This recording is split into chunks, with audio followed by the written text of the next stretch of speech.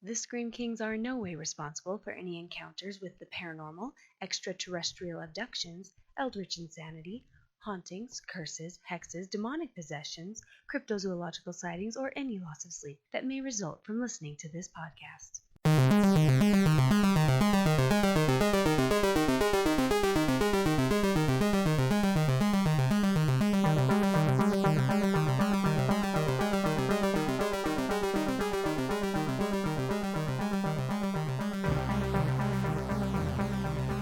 This is the Scream Kings podcast. I'm Nathaniel Darkish.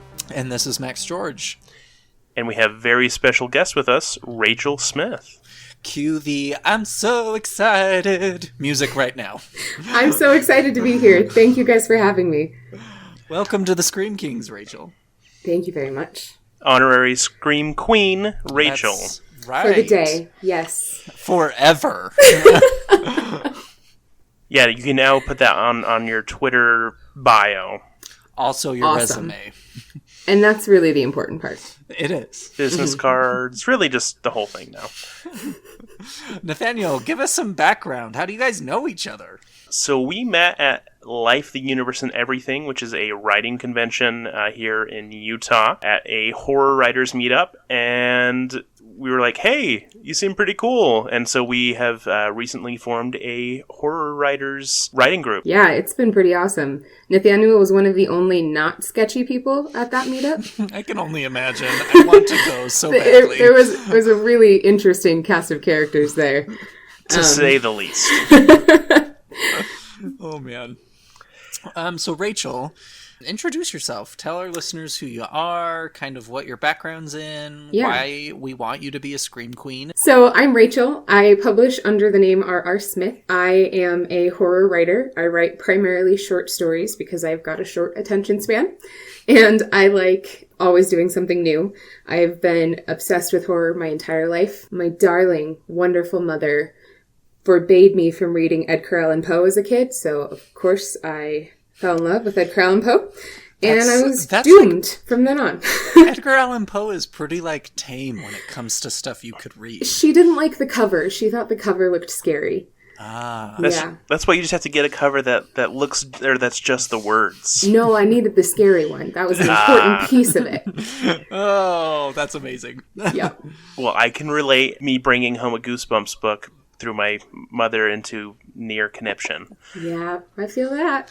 And I was just lighting candles in the basement summoning demons, so it's fine. That's not true. That's true now, but not as a child. No, you were watching Disney horror movies. It's true. And Unsolved Mysteries. Do you guys remember Unsolved Mysteries? Oh, yes. Ugh, that show formed my adulthood. Mm-hmm. Well, it's definitely helped inform our podcasting life, at least. So what drew you to horror other than a need to read Poe? I have always seen ghosts my entire life. My parents will tell you that from the time I could learn how to speak, I was asking them horribly creepy questions like, who's that lady standing in the corner? Oh my gosh, that's amazing. Why is there a man in my closet? Oh my god, that's amazing. That's been my entire life. So I have all kinds of ghost stories, and I think horror for me was a way of processing and taking control of the things that scared me and using it to be creative. And I just fell in love with everything about it. I love that so much. Isn't it? It's kind of cool how horror, it's so taboo for certain people, and especially here in Utah, where it's so almost against our demographic. Yeah. But at the same time, it's deeply cathartic. And you can really release a huge amount of emotion through horror mediums, I think. Yeah, a big part of why I love writing horror is because I am connecting physically with the people who are reading my work. When you're afraid, you start to sweat, you breathe heavily, you clench your fist, you have a physical reaction. So I feel like it connects me to readers in a way that other genres don't. Oh, that's beautiful. The only things you can compare it to would be getting laughter from comedy or getting some randy feelings from more romantical things. Yeah. Randy feelings, Nathaniel? No, we're going to give it to him. It's fine. That's going to end up on our merchandise, though, is the problem. We'll get him a pin. It just says Randy Feelings. And then a winky face or something. Oh, yeah. It's perfect. And sell them at erotica conventions. Oh, Lord. Okay. Before this gets too far, Rachel, we always ask our guests that we have on the podcast what your favorite horror movie is and what the scariest horror movie you've ever seen is. And also, since you're an author, I'd love to hear what your favorite book is, or short story or literary theme. The book is harder, but for movies, I have a prepared answer. And I love that favorite and scariest are different, because my favorite horror movie is The Wicker Man with Nicolas Cage. I hate Nicolas Cage so much. How can you not love everything about that movie? And especially him screaming bees, bees, bees. Not the bees, and punching a woman in the face. Oh my gosh. Oh, Jesus, take the wheel. It is just everything my soul needs to be happy. And the scariest movie is hands down Hereditary. Ah, yes! This is why you're here! Yeah, that movie shook me. I saw it in the middle of the day by myself in an empty theater and called my mom on the way home. And I said, Mom, I just watched a scary movie that made me feel how you feel when you watch scary movies. And she went, ha! And I called her the whole way home because I couldn't look in the rearview mirror. It was intense. That's fair. We drove in a car together back from that movie, and we were both just like, no one's in the back seat, right? Yep. And don't open the windows. Don't look in the mirror. Definitely don't stick your head out the window. I burned white sage and incense in my house multiple times for a good month. I don't normally get freaked out by scary movies because I've seen so many, but I was looking in my closet and sleeping with the lights on and looking in the corners. It totally had me on edge. Oh, that's amazing. And we can't, ever since we've seen it, we've mentioned Hereditary at least once in every single episode. Well, I am happy to continue that proud tradition. Yeah, there is a reason that I've been making a joke that our unofficial subtitle is now a Hereditary fan cast. Yeah, no kidding. And books, I guess. Yes. I think I'm going to have to go with The Shining, just because that was one of the very first novels I read as an adult, other than Coraline as a kid, that really scared me. I was afraid to turn the page because I was afraid of what was going to happen next. And that experience was so fascinating and fun. And I haven't read it in years, so it might actually be garbage. I should read it again. But I'll always remember that experience of being that afraid of a book. And then I want to know if there's a horror short story that stands out to you too, since that's your forte. That is a good question. I'm going to have to go with The Black Cat. Good choice. Edgar Allan Poe. There's something about a main character that's so nasty that you still sympathize with that I love. I just love that. All right. Well, so I guess let's get into the meat of this episode. So you mentioned that you have seen ghosts, and I know that my interest was certainly piqued when at our last horror writers meeting you mentioned that you lived in a haunted house, which is the central point of this episode. Yeah, I'm really excited to get to share this story. I try and tell it as often as I can, just because it's helpful for me. It is a little bit longer, so I'm going to do some condensing. But please jump in if you have questions or anything like that. And I'll let you know what happened in the Nauvoo house. The Nauvoo house? The Nauvoo house. Oh my gosh. I am in it to win it now. Right? Oh my gosh. This is going to be good. I think you'll be pleased. Okay. Well, I went from like sitting back to leaning in more, so. Great. So I'll give you some context. The Nauvoo house is a 115-year-old house at this point in Ephraim, Utah, on the Snow College campus. And since the campus is so small, they have a couple dorms, but most of the students live in houses that you rent around the area. And my best friend at the time and I finally, after we weren't freshmen anymore, got on the list to get into one of these houses. And so we got the Nauvoo house. And it's a very, very LDS area. Our landlord was extremely religious. There were no boys allowed in the bedrooms. There was a curfew, all kinds of stuff. It's the Nauvoo house. So it was gorgeous. It's this beautiful white house. You can look it up online and you can see all the realty pictures. And it's got this cute little kitchen, all these bedrooms. It's really old, but it's really, really lovely. So we were so excited. So we move in the first night. We're looking around the house and we see a door that we hadn't noticed before that the landlord hadn't ever pointed out in the walkthroughs we'd done with him.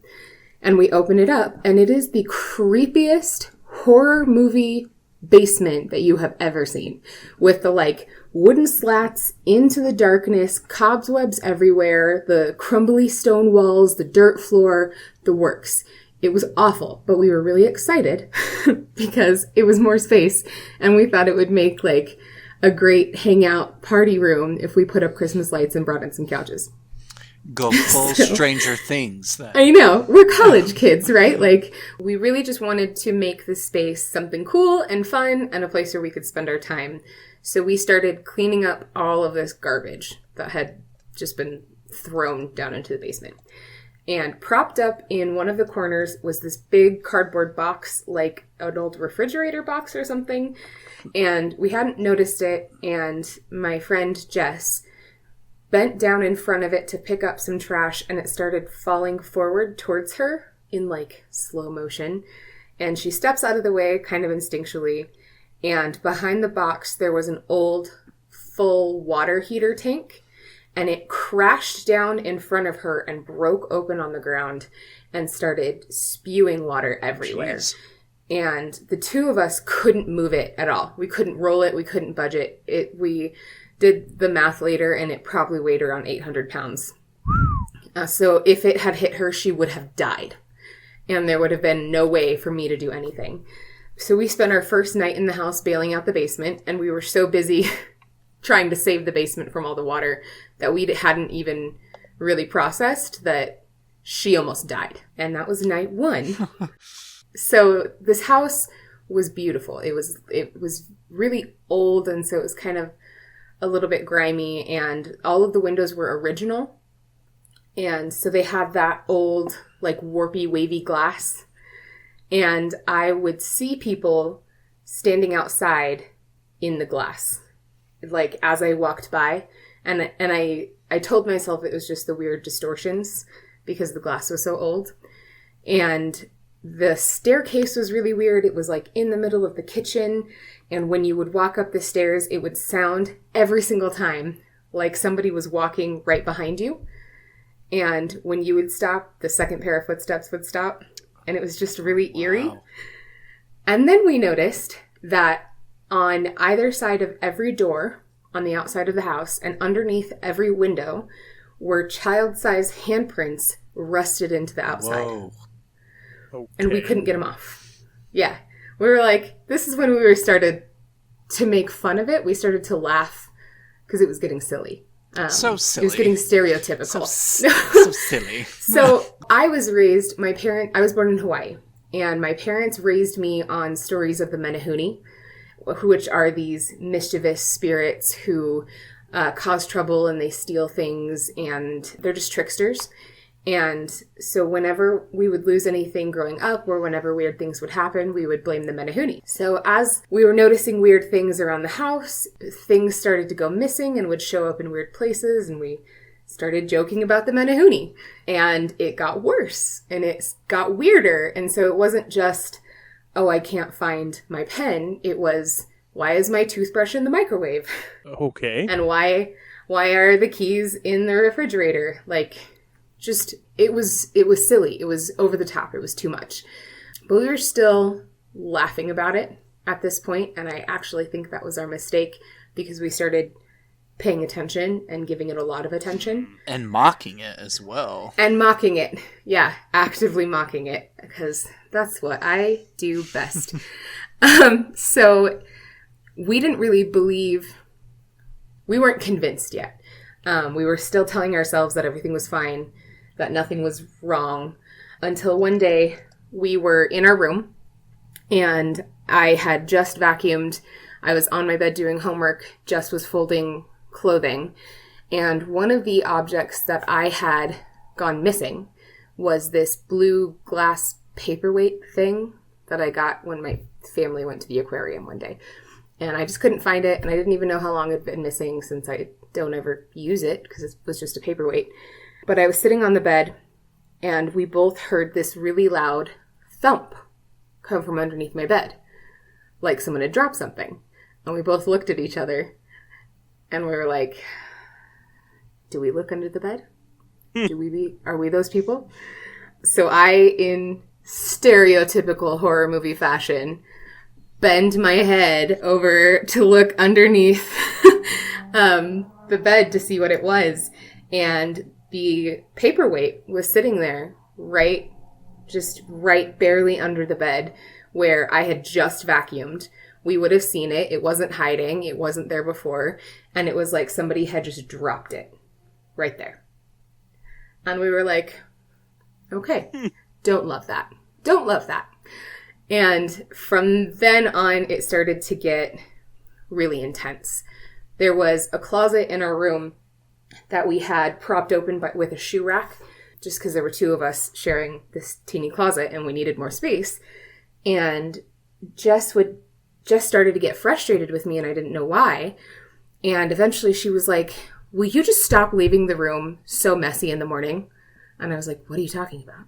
And she said, every single time I come home, because she would come home before me from classes, she said, every single time I come home, the closet door is shut and the shoe rack is completely knocked over and the shoes are all over the floor. And if you could just, like, I don't know if you're hitting it. I don't know. Will you just stop? And I was like, hey, I'm not doing that. Why would I knock over the shoe rack? And so we started to pay attention to it. And it was like that closet door needed to be shut. And if there was anything in the way of that closet door, it would get thrown, it would get moved, it would get smashed, crushed, didn't matter. For some reason, that door needed to stay shut. Wow. And there was like a weird spare bedroom that was connected to our room. It's an old house. It was weird. And that door would always stay open. And there was a window in that door, so it should have been equal brightness to our bedroom. But for some reason, you would look through that door and it was just pitch black. And you would pull the door shut and it would open right in front of you. And you could latch it. You could, like, hold it. It wouldn't matter. It would just swing open into darkness. So all these things were escalating, and it culminated into an episode that I call the tarot card incident. Oh boy, we just got done talking about tarot cards. We did. Max and I are best friends now. We were talking a little bit before this. Yeah, they were talking as Pazuzu was once again eating one of our internets. This time it was mine. Leave us alone, Pazuzu. No, it was great because now we're best friends. That's fair. So I was at the kitchen table, and I had decided that I wanted to learn how to read tarot cards. Didn't know anything about them. Had been told my whole life they were evil. So, of course, I was like, ooh. Gotta get me some of them. I want that. So I was doing a tarot card reading for this very sweet roommate that we had, and Jess was making dinner.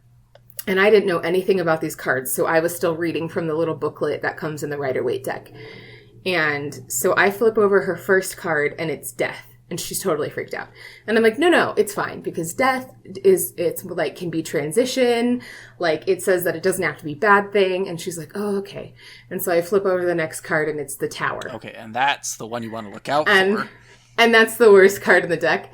And I was like, this, and I just made something up because she was too sweet. She was too nice. And I flip over the next one, and it's like the 8 of Swords. And like, it was just like all of the worst cards in the deck in a row. And I had no idea. I didn't know anything about this. So I'm looking at the booklet, seeing what this card is supposed to mean, and then lying to her face. Because I couldn't tell this sweet girl this horrible, heinous tarot card reading. And so Jess is in the same room making dinner, and she starts to look at me because she knows my lying voice. And she's like giving me the look like, why are you lying to her? Like, what's going on? And I was like, I gave her the like, I'll tell you later face. So she has to go and put away all this stuff from dinner. and the freezer is downstairs in the basement. So she goes and she opens the basement door, and to turn on the light, it's like that circular light switch, and you had to flick it up and down a bunch of times for it to like catch and actually turn on. It was awful. So she opens the door, she starts flicking on the light switch, looking down into the basement, and she jumps back and hits the wall behind her and like falls forward a little bit and then catches herself. And I look at her and I'm like, what did you just see? But I don't want to say anything because our sweet, innocent roommate is sitting right there. And so she gives me the I will tell you later face. And then she goes straight down into the basement like a badass to put away the frozen chicken. And then she walked back up those stairs so calm. If I had seen something in the basement, I would be like galloping all fours of those stairs, screaming the whole way. She super calmly walks up the stairs, turns off the light, shuts the door, and we have dinner. And I'm like, I need to know what this girl's on. And so I'm dying, like while you're saying stuff like, "Oh yeah, just the cards want you to know to not walk across the street ever." Yeah, well, I'm like, Holly, the cards say that you are going to serve your LDS mission, and it's going to be so lovely, and you're just going to have the best time ever because you're such a good person. And the cards are like death and dismemberment. Yeah, I'm sorry, you're going to serve your LDS mission, and she got death, the Tower, and the Eight of Swords. I know. I have a theory. I actually think that reading was my reading, not hers. Totally. Yeah.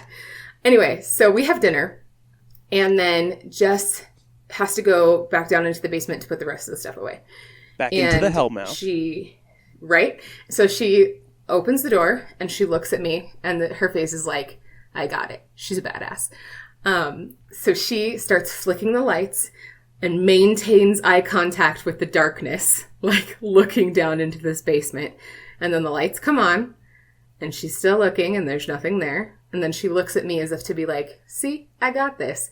She looks back, she screamed, jumps back, hit the wall, and fell into the first couple steps and had to catch herself on the railing. Oh my God. And I look at her, and I'm like, what the heck did she see? And Holly's like, oh, what is it? And she goes, I just saw a spider. I'll get it.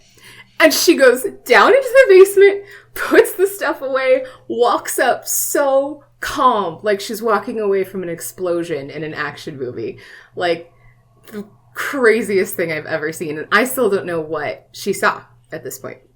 So she comes out of the basement, and she says, Rachel, would you like to join me upstairs? And I said, you know what? I would love to. Thank you for the evening, Holly. We're going to excuse ourselves.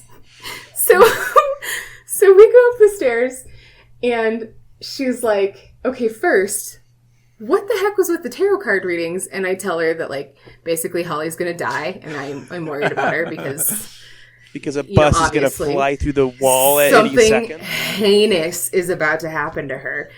And she's our roommate, so, like, are we going to be involved in this? And I was like, what the hell did you see? And so she tells me that the first time she looked down into the basement, when the lights were flickering on and off, she saw a black silhouette of a woman crouched down at the bottom of the stairs looking up at her. Gross. And the woman disappeared as the lights went on. And it startled the crap out of her. This is when you move. And I was like, and you went down there anyway?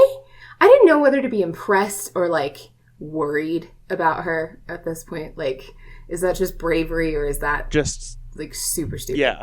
Is she that person in the horror movie? I know. She is. And it gets better. There's a lot of character development that happens in this story. I think you'll appreciate. Nerds. Hey.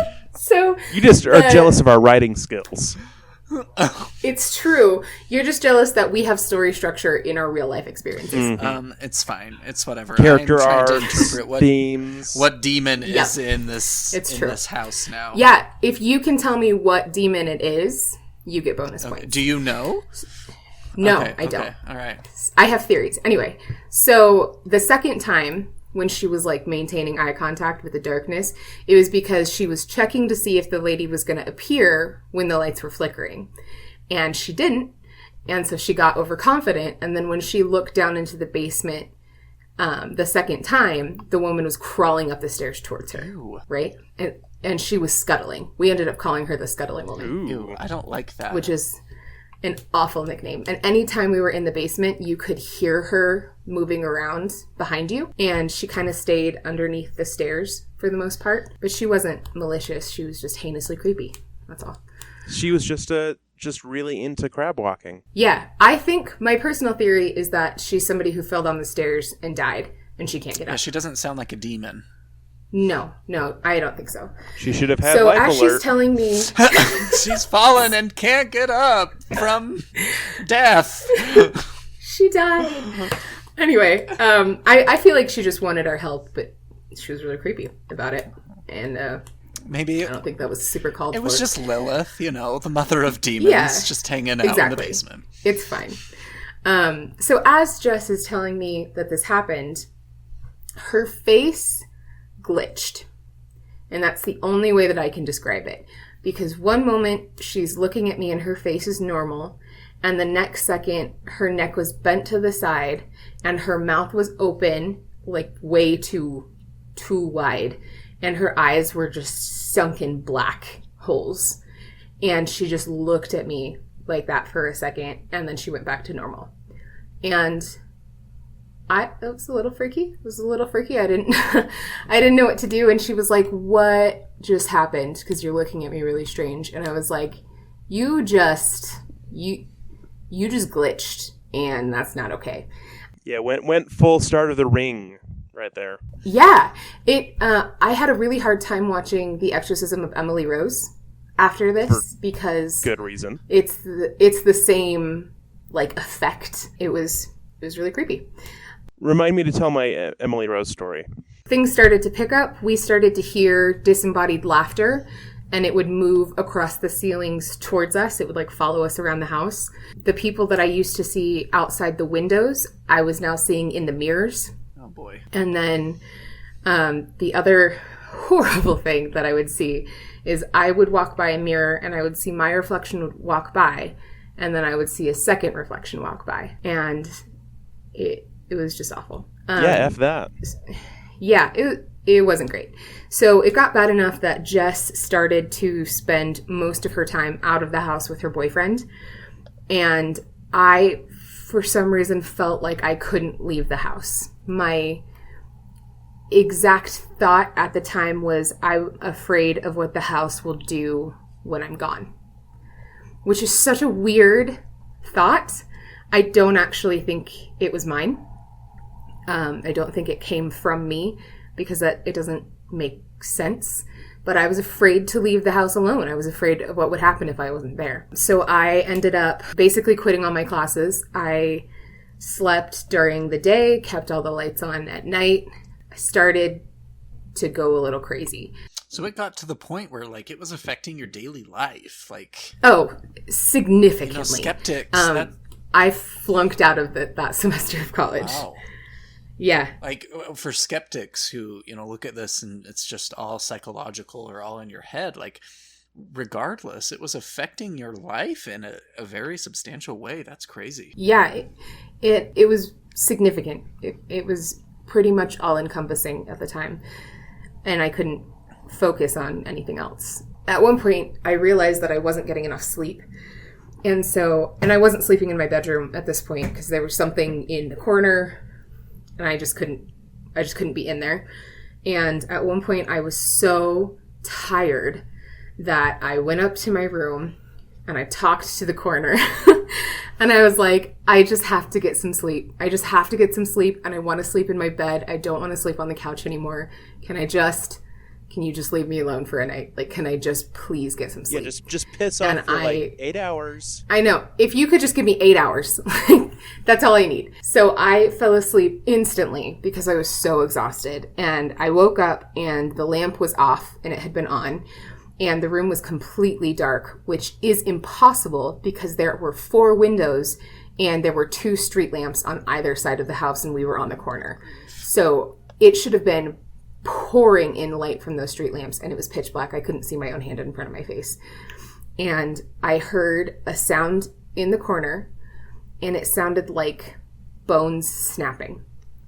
And it was so loud that I like sat up like I had been electrocuted, and I was staring into the darkness, and I felt like something was looking at me, but I couldn't see anything. So I was just like in a state of pure adrenaline rush, waiting for something to happen, and nothing was happening. And I'm still exhausted. And so at some point I was like, if you're not going to do anything, I'm going to go back to bed. Like, I'm so tired. Like, don't mind me. I'm just going to go back to sleep. And so I fall asleep again because I was that tired. And then I wake up again and I hear the sound again, and it's about 5 feet closer. And so I'm in another stare down with this thing. Like, I'm in the horror movie situation where there's something there. I know there's something there. It's coming for me, but I can't do anything. I didn't feel like I could move. I couldn't see anything. I felt completely trapped.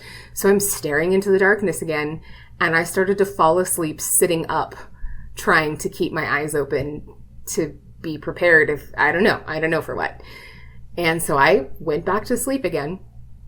And when I woke up the third time, the sound was in my ear on the pillow.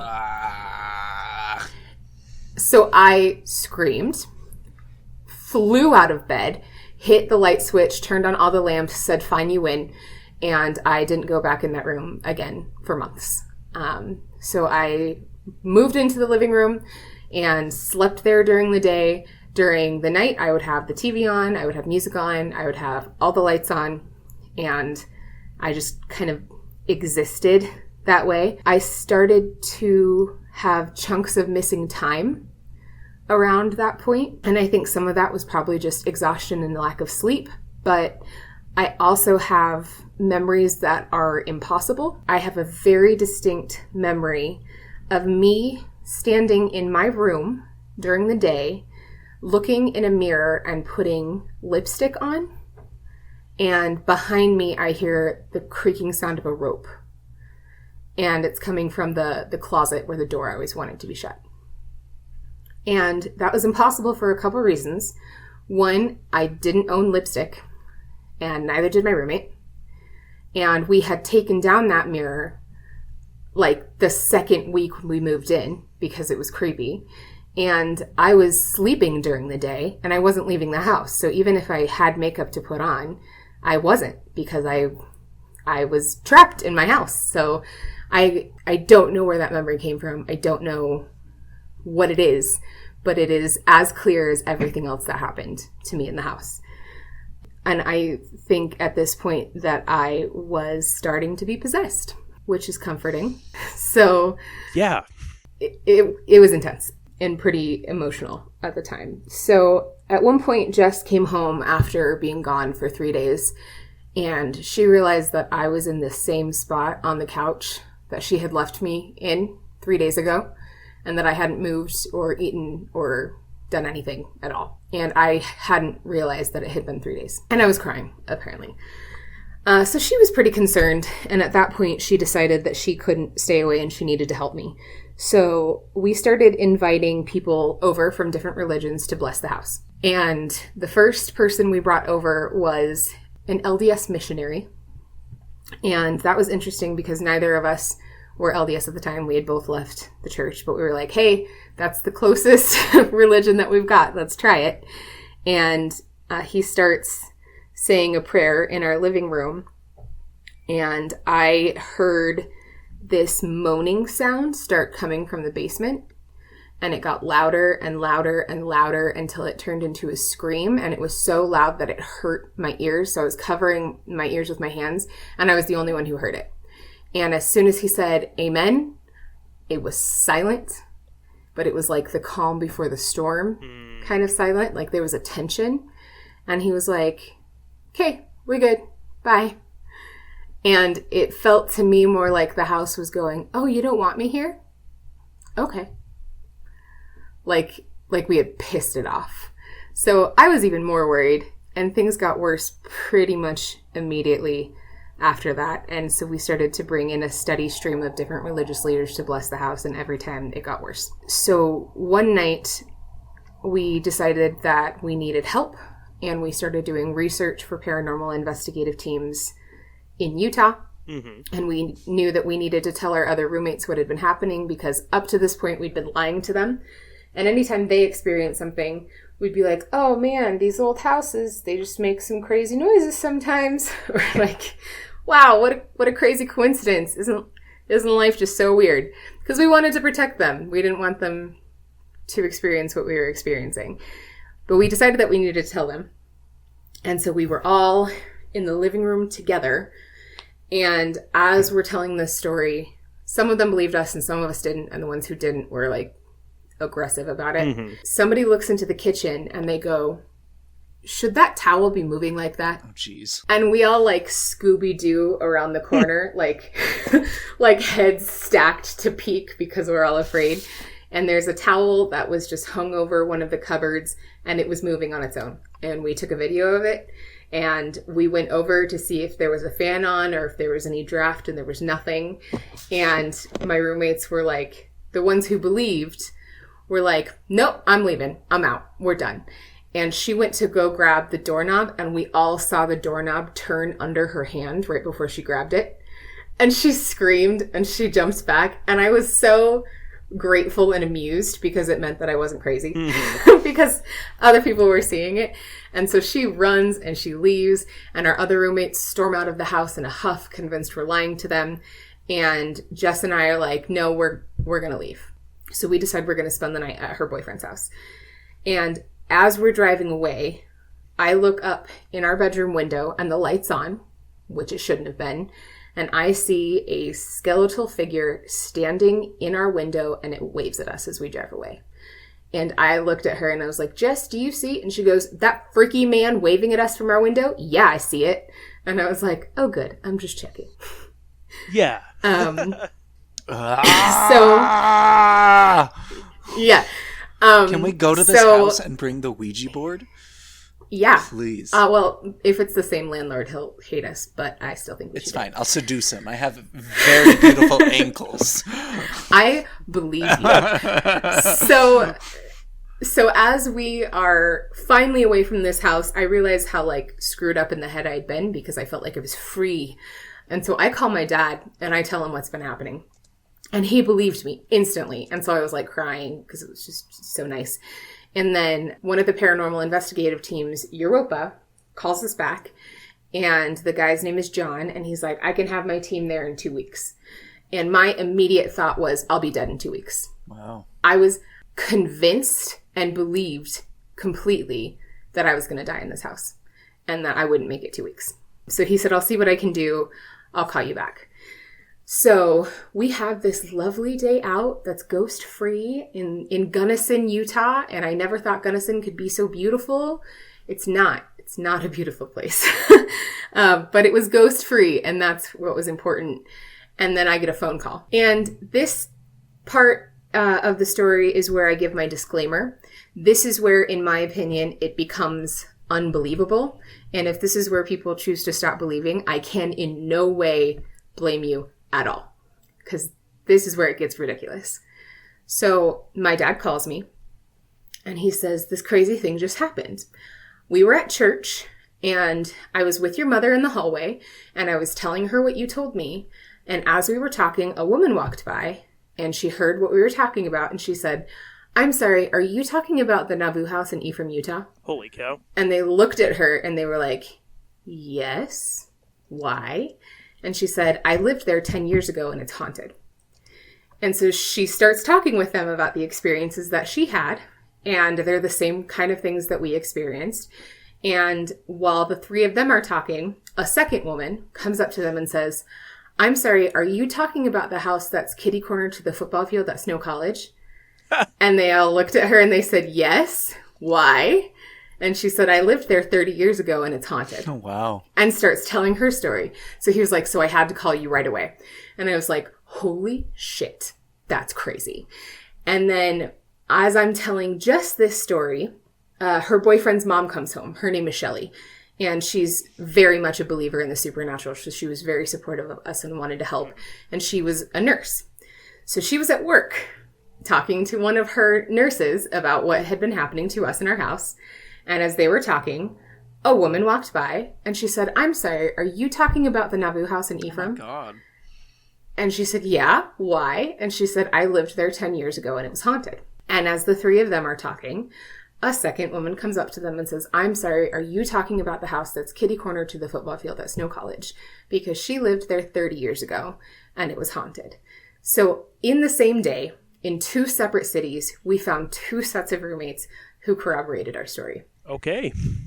I cried like a crazy person because I felt like that was finally the proof I needed that I wasn't just crazy and hallucinating and losing my mind, that it was real, which was both better and worse because it meant that I wasn't crazy, but it also meant that we were fucked. So I called John, the leader of the paranormal investigative team, and I tell him what happened. And he said, "You know what? I can't get my entire team together today, but I can get some of us down there tonight. Can you do that?" And I was like, yeah, of course we can do that. He goes, "Great. I'll see you at 7. And I hang up the phone and I'm like, yes. And then I go, crap. That means we're going. That means I have to go back. That means we have to go back.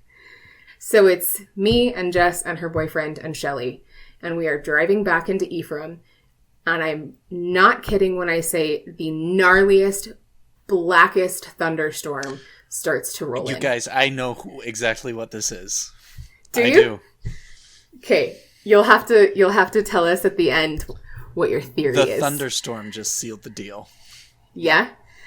I would love to know. Oh! But it felt like a horror movie, right? Totally. I was like, great, this is how I die. Like, no one is ever going to believe me because this is ridiculous and I'm in a horror movie and this is how we die. Mm-hmm. So it starts raining and the thunder's crazy. And then I get a phone call from my bishop that I didn't know I had because I wasn't Mormon. Mm-hmm. And the bishop says, "So your landlord just called me and said that you're having internet ghost people over at the house. Oh, jeez. And he's real concerned about the situation and he wants us to be there."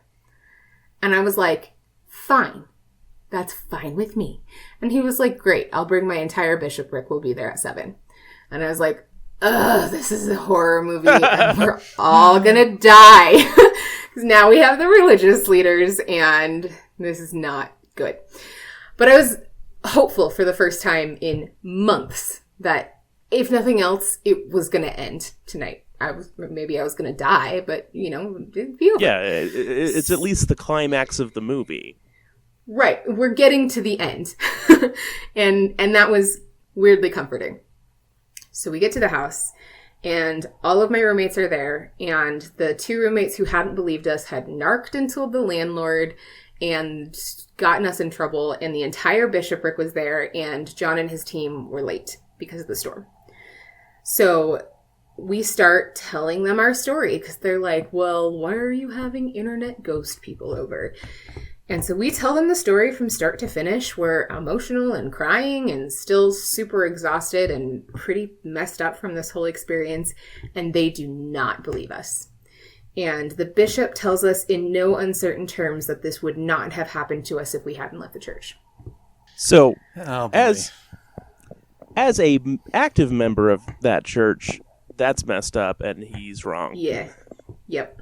I agree. I agree with that. So my nastiest roommate goes, well, if all of this stuff is happening in the basement, then let's just go into the basement. Like, let's all just go into the basement and see what the big deal is. And I was like, can we at least wait until John gets here? Because every time somebody goes into the basement, it gets worse, and it gets worse for me, not you. So can we not? And the bishop was like, I think that's a great idea. Let's go into the basement. I've seen The Exorcist. I know right? what to do. Exactly, because that ended so well for the priest. So they all go tramping down into the basement, and Jess is like, it's okay, I'll take them because I couldn't handle it. And I go out into the yard, and it is raining, and I'm crying, and I call my dad. And I'm like, Dad, the bishopric is here, and they don't believe me, and they're being awful to us. And my dad, who is very Mormon, said, well, fuck them. And I was like, rock on! Love you so much, Dad. And then I gotta go fight a demon now, but I love you. Thank you for your support. So as I hang up with him, John pulls up with his team.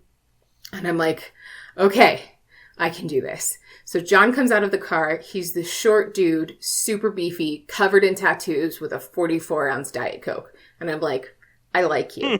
So he walks in, goes to shake the bishop's hand, and the bishop does not like him. Like, instantly, they clash. And so they introduce themselves. The bishopric has taken their little ghost tour. They're satisfied, and they say, all right, well, we'll be in touch. And they leave. So just about slammed the door off its hinges behind them.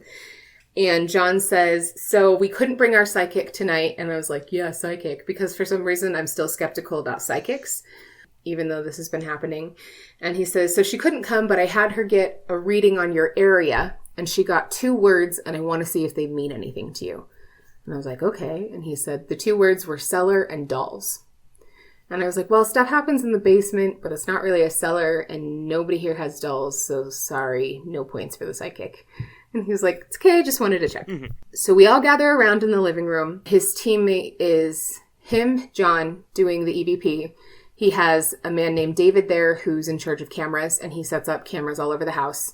And then Rebecca was doing audio, so she had a shotgun mic and super crazy headphones and was listening to everything live. So we all gather around, and he starts asking the house questions. And I'm sitting there, and it's so tense because you have to wait in silence while you're listening to the playback of the recording. And he's not getting anything. And he's not getting anything, and there are no voices. There's nothing. Were there any women present, the paranormal? Yeah. Okay, they were women? They were both, yeah. Okay, cool. And so I start looking at Jess, and I'm like, this is not good. Because there's 2 options. Either he's not getting anything because this isn't real and we're crazy. And if we're crazy, we're so crazy we need to be immediately locked up. Mm-hmm.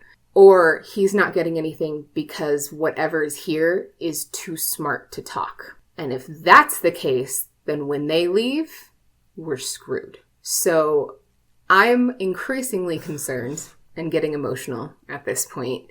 And then at the same moment, Shelley and I hear a knock from the inside of the basement door. And she and I look, and we look at her, and it's immediately clear that we're the only ones that heard it. And we hear it again, and we both look. We're the only ones who heard it. And Shelley goes, I think we need to go into the basement.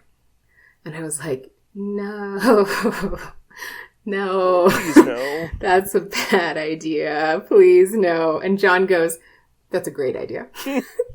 So we all file into the basement, and John goes, let's keep the lights off. And I was like, why? Why would we do that? So we all go into the basement, and the freaking door is open at the top, and the kitchen light is on, but no light is coming into the basement at all. It is pitch black. There are windows at the top of the basement where we should have been able to see streetlights and hear the thunderstorm outside, and nothing. It was just black. So David set up his camera, and it's on automatic flash, and there's thunder and lightning outside, and demons in the basement, and flashing lights, and in the flashing, we're seeing weird shadows and figures of people, and John starts to get voices on his recorder. And he starts to get the responses to his questions that he was looking for. And it was awful. It was awful. And I was ill-equipped to handle that, and so I was pretty much frozen on the stairs. I was standing on the stairs, almost catatonic. I didn't know what to do. And as I'm listening to John talk to spirits in my house, at one point Rebecca was like, I'm getting a woman's voice, but only when I put the microphone near to the ground. And Jess was like, oh yeah, that's the scuttling woman. Like it's nothing. Like, yeah, that's our neighbor Sally. It's fine. And as things are ramping up, I feel a hand grab my ankle through the slats in the stairs. And I jumped so far that I think I could have won an Olympic competition. I leapt like into the center of the basement. So I was suddenly standing like right next to John. And he looks at me and he keeps going with his recorder. And I am in full panic attack mode at this point, freaking out. And I can still like feel that hand on me. It was so cold. And as I'm standing next to him, he tells this entity or spirit that they need to let go. They need to move on, and they just need to believe in God or Jesus or whatever they believe in and move on. And I hear a voice behind me and I feel breath on my skin. And it says, "There is no God." And Rebecca picks up on her mic and she goes, "I just heard a man say no God." And I went, "Nope, nope." And I ran up the basement stairs into the kitchen and just cried and had a breakdown, essentially, and realized that I had left Jess down there alone. And she wasn't alone, but she was alone because I wasn't there. And I couldn't do that to her. So I went back to the top of the stairs and I looked down, and she is looking into the darkness between the slots on the stairs, and she has her arm reached into the darkness up to her shoulder. And it's really obvious that she's pissed, and she's essentially daring this thing to touch her because she's so angry that it upset me the way that it did. Mm-hmm. And you could like hear her inner monologue, like, do it. I'm not scared. Oh, you're not brave enough to grab me. I see how it is. And so I am like, no! And I'm like, it's gonna rip your arm off! And so I go flying down the stairs to drag her arm out of the darkness.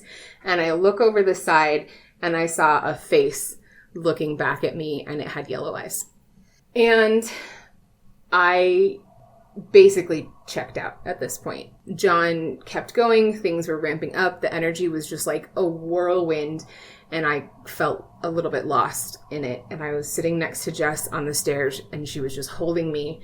And at the same time, Jess, Shelley, and I all said our own versions of a prayer, even though we didn't know that that's what we were doing. And Shelley believes in angels, and so she asked the angels to protect us and to make it essentially so we didn't have to go through this anymore. And Jess had a grandmother who just died, and she was like, "Grandma, you are the toughest bitch I know. If there is anybody who could help us, it's you. If there is anything that you can do, will you just please help us?" And I had recently had my faith crisis, so I was like, universe thing, if you're there, if anything's there, if you have any control over this, if my good deeds mean anything, please, if you can do anything, please just, I can't do this anymore. I need help. And at that exact moment, the entire basement just kind of lifted. And then we could suddenly hear the rain outside. And suddenly the light from the kitchen was filling the entire basement. And Rebecca says, "I just heard the word angel," and just started crying. And she told us afterwards that Angel was her grandmother's secret nickname for her. Wow. So she believed that her grandmother saved us. And everything went away. And the entire house felt different. And it was just gone. And I just cried like a baby forever. And we continued to live in that house for another 6 months. And there's an epilogue. 6 months later, I'm in the same house, in the living room, telling the story of what happened in that house to a friend of mine. And he's listening enraptured. And I finish the story and he goes, "Can we go see the basement?" And I'm like, "Yeah, sure, it's fine, because there's nothing down there anymore. And it's totally cool." So we go down into the basement, and the house was so old that they had to blast holes in the foundation to put in the heating and piping and plumbing and all that stuff. And so he looks down into one of the holes and with his phone as a flashlight, and he says, "This goes somewhere." And I was like, "Yeah, it goes underneath all of the house." And he goes, "No, this goes somewhere." And I was like, "Okay, listen, we're not going to be stirring up shit, okay? Like we already dealt with this. Like, we need to be careful. And he goes, I'm going to figure out where this goes.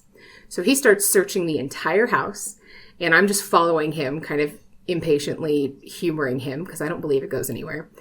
And he finds a plank of wood outside in the grass laying against the house, and he goes, what's under here? And I was like, dirt? I don't know.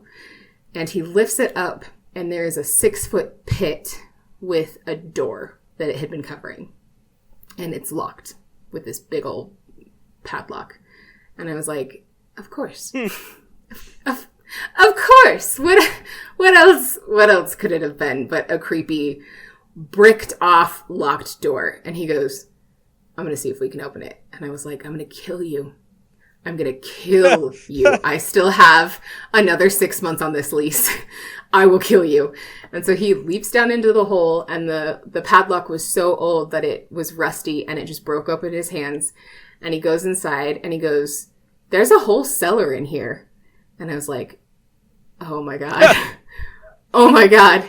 And he goes, there are tunnels that go everywhere. Like, I think you could get all underneath your house. Like, you could crawl through these tunnels. And I was like, stop it. Stop it. And he goes, what the heck? And he I hear him scuttling in a corner. And he comes out and he goes, look what I found. And he holds up 2 dolls covered in dust and spider webs. And I just looked at him and I went, you put those back exactly where you found them. You put the dust that you disturbed back where you found it, and you get out of my haunted cellar. So I had to call John and tell him that his psychic was right and that there was a cellar with dolls in the house. Oh my God. Yep. But we all lived. More or less happily ever after. That is wild. Yeah. I'm like, I can't, like... You just can't even. I literally just can't even. Shit. Yeah, it was a trip. So I'm sorry that went longer than I had planned. Oh, darn. It's a long story. Oh, darn. I hope your listeners will forgive me. So what do you think it was? I think that there was a little bit of everything. Yeah. I think there were some emotional leftovers. I think there were some people, like the scuttling woman. I think she was a person who died tragically. And I think that there was a demon. And it was malicious and intelligent and having a great time. So I know earlier I said I didn't think it was a demon, but after some of the stuff you gave us, I totally think it was a very specific demon. Do tell. And it's a little, I think you being on our podcast and kind of the events that have happened today, I don't know, it's kind of weird. So the Slavic demons, I don't know if you know a ton about Slavic demons, Chernobog or Zernabog. In Disney's Fantasia, Night on Bald Mountain, that's Chernobog. Oh, yeah. He's known in Slavic mythology as the Black God. He's a very powerful demon of darkness and evil, and one of his kind of minions is another Slavic goddess. Most demons are just gods or goddesses, whose name is Ala or Ale or Hala, who is another goddess of darkness. She's represented as a woman. She's one of 49 demons who present themselves as women. She lives in either dark forests, dark caves, dark cellars. She's similar to the Baba Yaga in that she likes to eat children.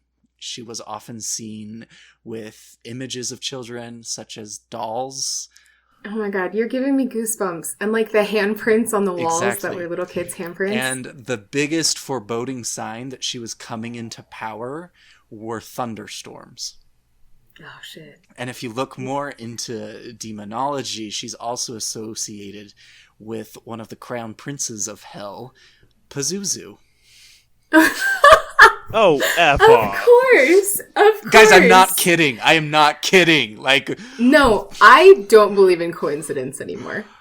So That is amazing. So the reason why is because Pazuzu is connected with one of the 4 cardinal directions of air, and I can't remember which one exactly. He's southwest. Yeah.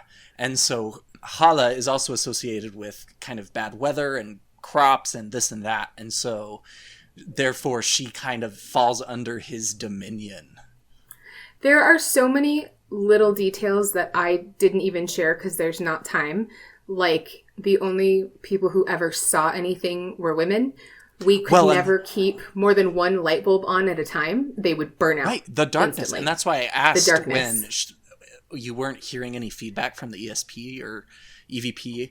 I'm very excited. Like, this is the closest I've ever been to a demon before.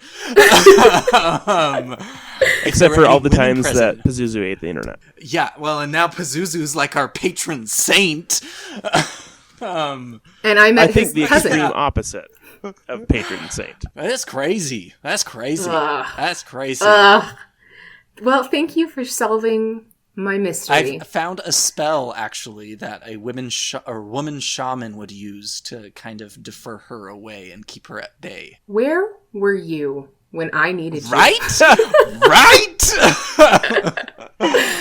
So I feel like we should probably end this podcast with that spell because I feel like we've opened some doors here. I feel like that is a good plan. Oh, my sweet baby. Jesus, take the wheel. Yeah, I think it's no coincidence that my internet decided to crap out like 16 times. I am now on a different computer than when we started the episode. That's why my audio quality sucks now. Which we always attribute to Pazuzu. Turns out this entire story, like, oh my gosh. And I'm literally reading The Exorcist right now.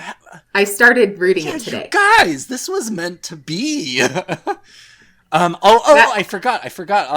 Hala also, one of her signs of possession and signs of influencing your life is their mental and physical health, such as memories and sleep patterns, are often put in peril. You can't see it, but I'm shaking my head. It's nuts. She appears human-like, like a snake, a female dragon, or a raven. Oh my god. Oh, that is insane. Man, this makes my story about watching Exorcism of Emily really lame. I am blown away here. Like, can I share my very lame story now before he blesses us? Yeah, go for it. Okay, so I watched The Exorcism of Emily Rose, and so I watched it by myself, which is a bad decision because it's actually a pretty solidly scary movie in spite of it being PG-13.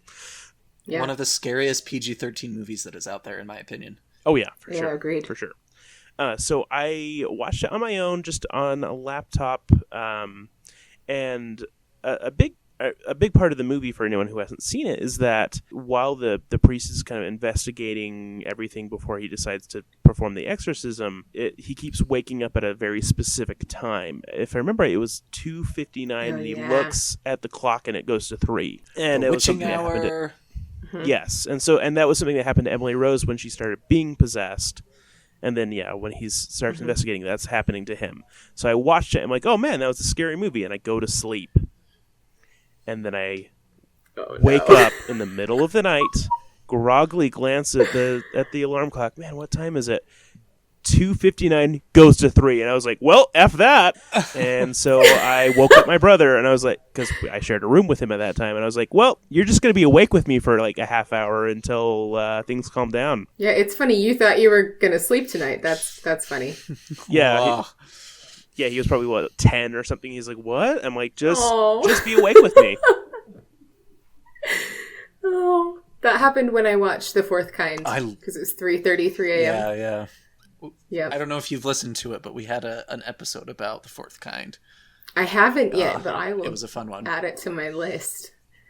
Anyway, should we have you bless us? I feel like we should. Yeah. Maybe just for our listeners' sakes, if nothing else. Yeah, no kidding. All right. So again, this is a Slavic spell that was spoken by the Vrakara. I have no idea if my pronunciation of that is correct. But the definition is a woman versed in magic. And it was a very suitable ritual that was often very beneficial in pushing this demon away. So it goes here. Not hither, Allah, a mightier, bareheaded Allah is here. Often to the mountain cloud, where no rooster crows, where no dog barks, where no cows bellow, where no sheep bleat, where Slava is not celebrated. Ooh. Got chills again. Well, thank you guys so much for having me. Thank you. Holy shit. I've got a lot of other ghost stories, but none are as good as that one. Well, we will definitely have you back to share some of the other ones with the obvious disclaimer that they aren't quite as intense, thank heaven. No, these are the big guns. Yes. Lord almighty. I don't even know what to think. Yeah. Okay, well, now that you have terrified our entire audience, where can people find you? So you can find me on Twitter at rrsmith_author. I'm the most active there. I have a horror anthology that I will be published in on May 15th. So depending on when this episode airs, you might be able to find it on Amazon. It's called Daughters of Darkness. I'm published under R.R. Smith, and my story is called The Woman Upstairs.